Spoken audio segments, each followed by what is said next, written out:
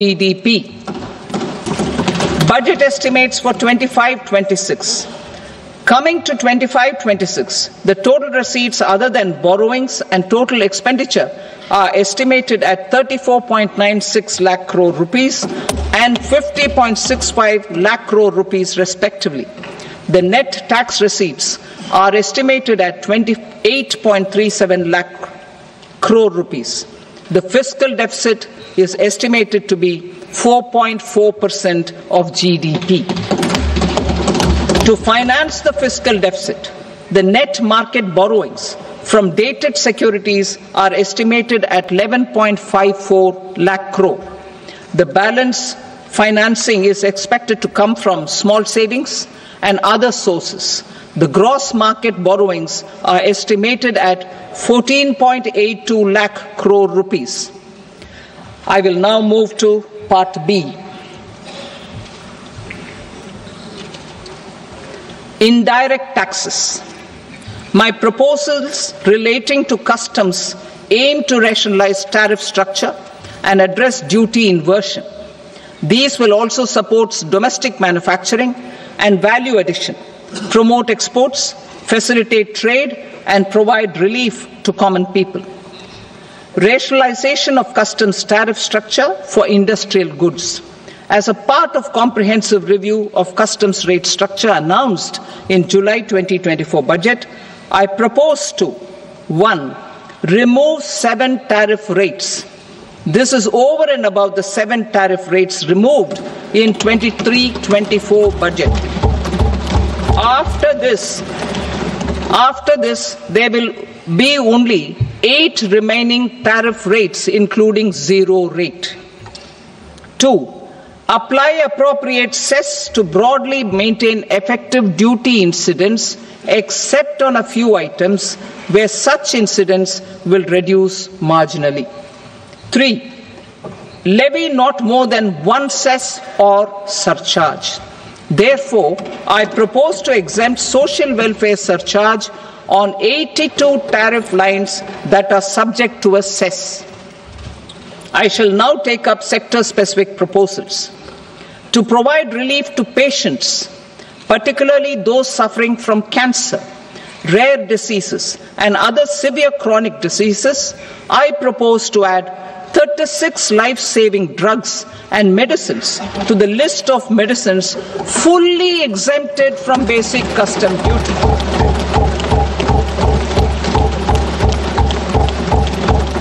I also propose to add 6 life-saving medicines to the list attracting concessional custom duty of 5%. Full exemption and concessional duty will also respectively apply on the bulk drugs for manufacture of the above. Specified drugs and medicines under patient assistance programs run by the pharmaceutical companies are fully exempt from BCD, provided the medicines are supplied free of cost to the patients. I propose to add 37 more medicines along with 13 new patient assistance programs. Support to domestic manufacturing and value addition. Critical minerals. In the July 2024 budget, I had fully exempted BCD on 25 critical minerals that are not domestically available.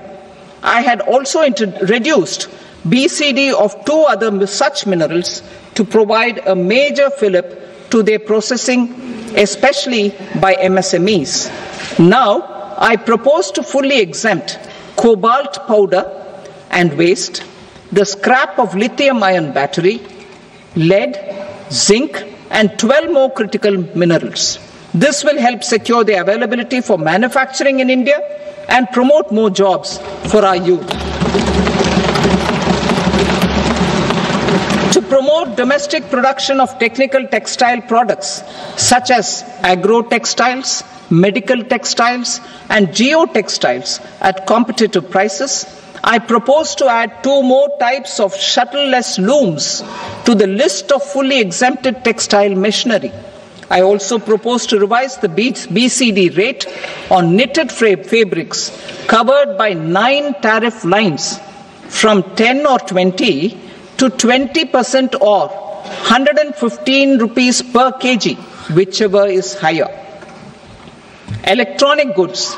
In line with our Make in India policy and to rectify inverted duty structure, I propose to increase the BCD on interactive flat panel display from 10% to 20% and reduce the BCD to 5% on open cell and other components. In 23-24 budget, for the manufacture of open cells of LCD, LED TVs, I had reduced the BCD on parts of open cells from 5% to 2.5%. To further boost the manufacture of such open cells, the BCD on these parts will now stand exempted. Lithium-ion battery. To the list of exempted capital goods, I propose to add 35 additional capital goods for EV battery manufacturing and 28 additional capital goods for mobile phone battery manufacturing. This will boost domestic manufacture of lithium-ion batteries, both for mobile phones and for electric vehicles. Shipping sector. Considering that shipbuilding has a long gestation period, I propose to continue the exemption of BCD on raw materials, components, consumables, or parts for the manufacture of ships for another 10 years.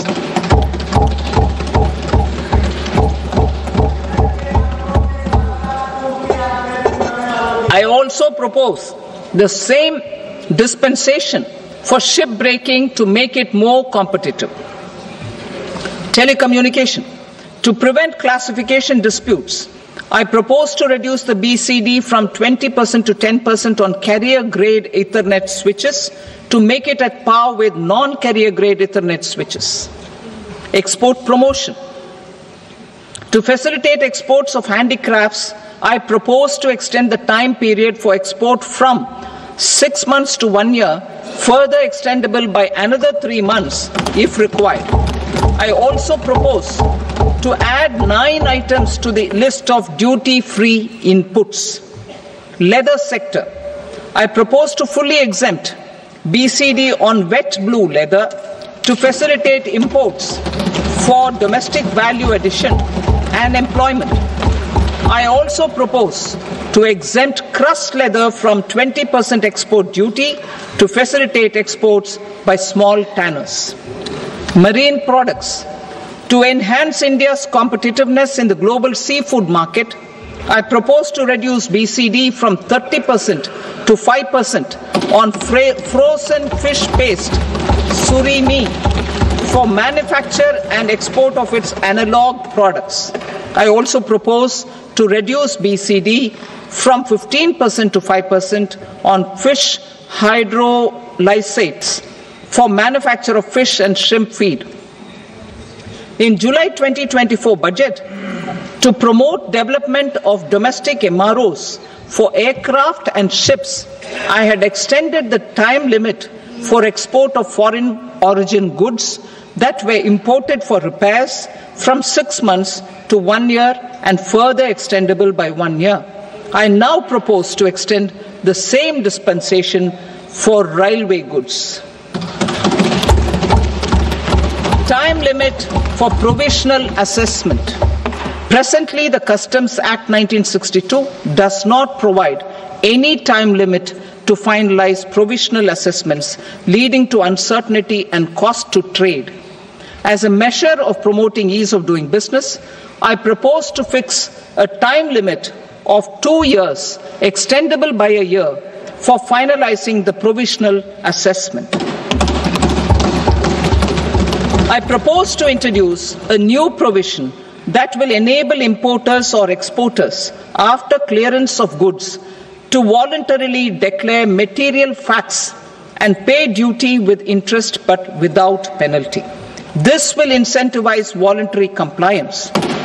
However, this will not apply in cases where department has already initiated audit or investigation proceedings.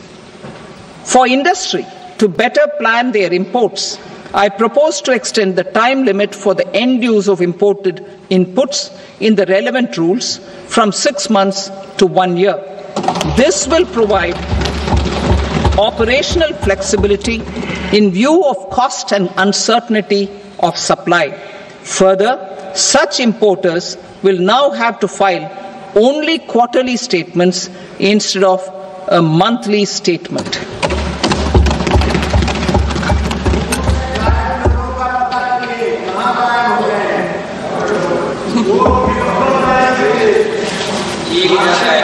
I now come to my direct tax proposals. In Part A, I have briefly underlined taxation reforms as one of key reforms to realize our vision of Vikasit Bharat. In respect of criminal law, our government had earlier ushered in Bharatiya Nyaya Sanhita, replacing Bharatiya Danda Sanhita. I am happy to inform this august House and the country that for new income tax bill will carry forward the same spirit of Nyaya in its drafting as well. The new bill will be clear and direct in text, with close to half of the present law in terms of both chapters and words. It will be simple to understand for taxpayers and tax administrators, leading to tax certainty and reduced litigation. Reforms, however, are not a destination. They are means to achieve good governance for our people and economy. Providing good governance primarily involves being responsive. The Tirukural captures this in verse 542, which reads, "Vaanokki vaazhum ulagallam, mannavan kol nokki vaazhum kudi," meaning, just as the living beings live expecting rains, citizens live expecting good governance. Our government is committed to keeping an ear to the ground and a finger on the pulse and responding while balancing our national building efforts.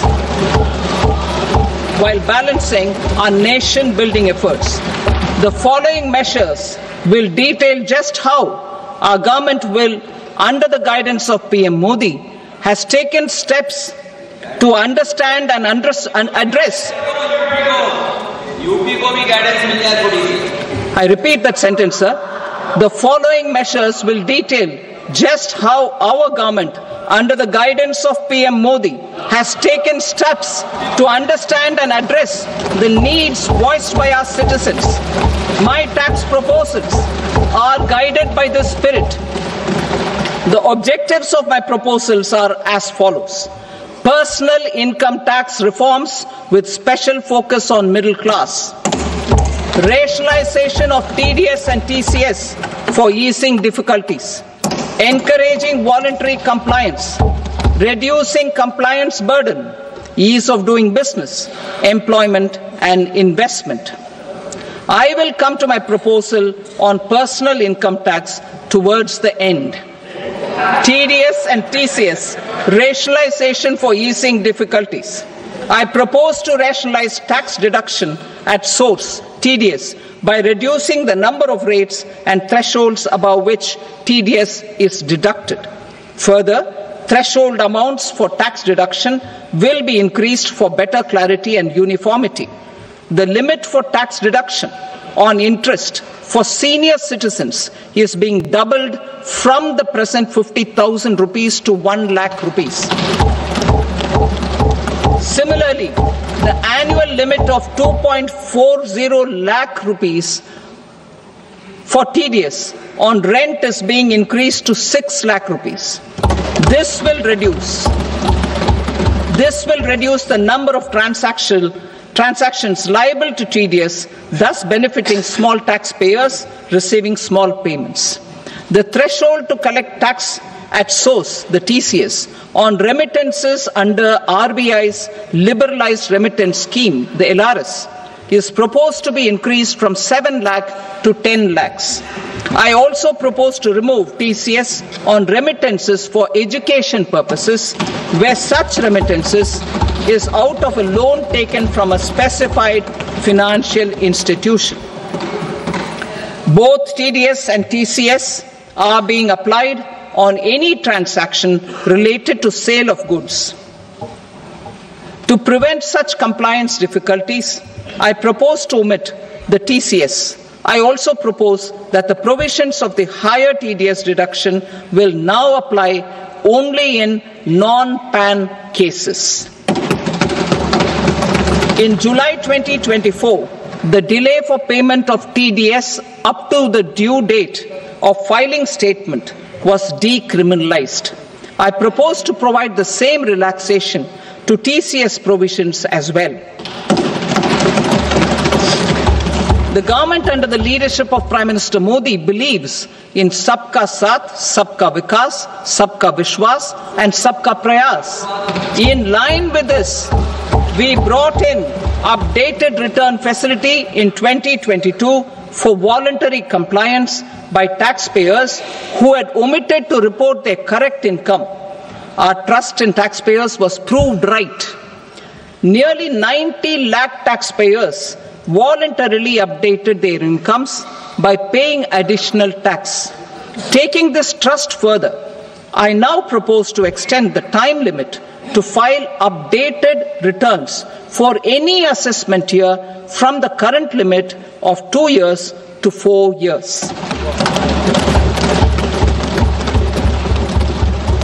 I propose to reduce the compliance burden for small charitable trusts and institutions by increasing their period of registration from 5 years to 10 years. It is also proposed that disproportionate consequences do not arise for minor defaults such as incomplete applications filed by charitable entities.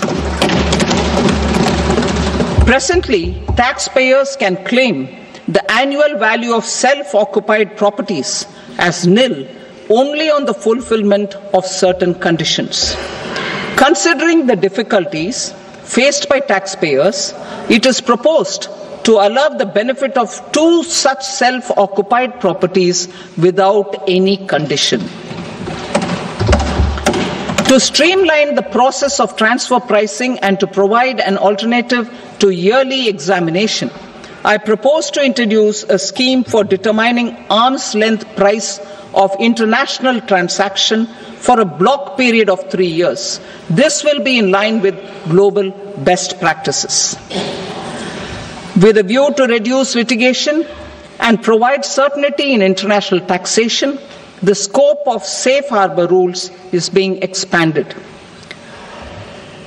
A number of senior and very senior citizens have very old national savings schemes accounts. As interest is no longer payable on such accounts, I propose to exempt withdrawals made from NSS by individuals on or after 29th August 2024. I am also proposing to allow similar treatment to NPS Vatsalya accounts as is available to normal NPS accounts subject to overall limits. In my speech in July 2024, I had promised that all processes, including giving effect to appellate orders, shall be digitalized and made paperless over the next 2 years. So I'm happy to announce that digitalization is being made operational now.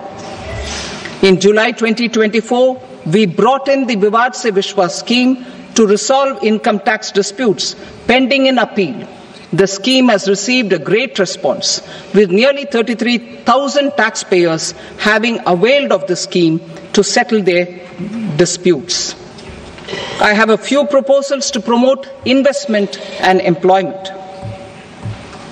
It is proposed to provide a presumptive taxation regime for non-residents who provide services to a resident company that is establishing or operating an electronics manufacturing facility.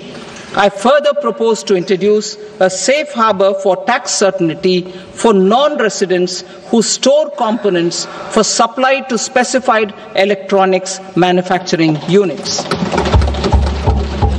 Presently, the tonnage tax scheme is available only to sea-going ships. The benefits of existing tonnage tax scheme are proposed to be extended to inland vessels registered under the Indian Vessels Act 2021 to promote inland water transport in the country. Extension for incorporation of startups. We continue to support the Indian startup ecosystem.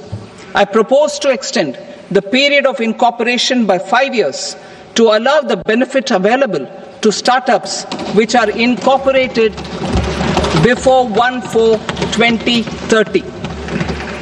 In order to attract and promote additional activities in the IFSC, I am inter alia proposing specific benefits to ship leasing units, insurance offices, and treasury centers of global companies which are set up in IFSC. Further, to claim benefits, the cut-off date for commencement in IFSC has also been extended by 5 years to 31/3/2030.